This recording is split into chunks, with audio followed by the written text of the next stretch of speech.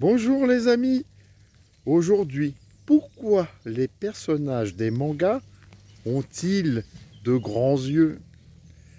Rien de plus cool, selon moi, qu'un petit manga avant d'aller se coucher. Ça me détend. Les histoires sont toujours fantastiques et les dessins sont toujours très bien faits. Pourtant, les yeux des personnages m'ont toujours interpellé. Très logiquement, dans une BD japonaise, on pourrait s'attendre à voir des personnages aux yeux bridés. Si ce n'est pas le cas, c'est à cause d'un Américain, Walt Disney.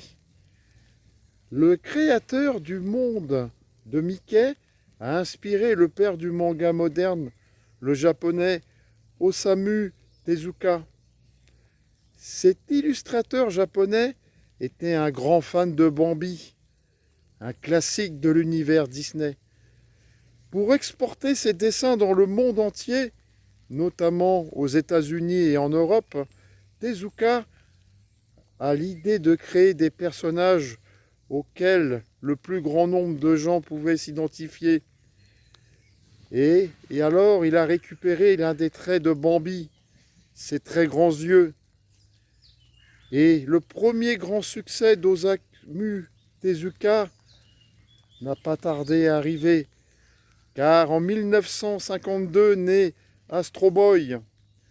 Ce triomphe mondial a incité les autres dessinateurs japonais à copier ce style.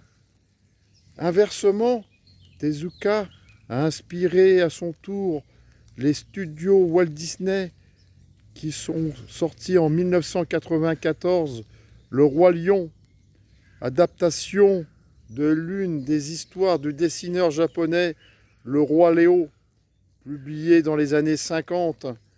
Le copieur est copié et la boucle est bouclée.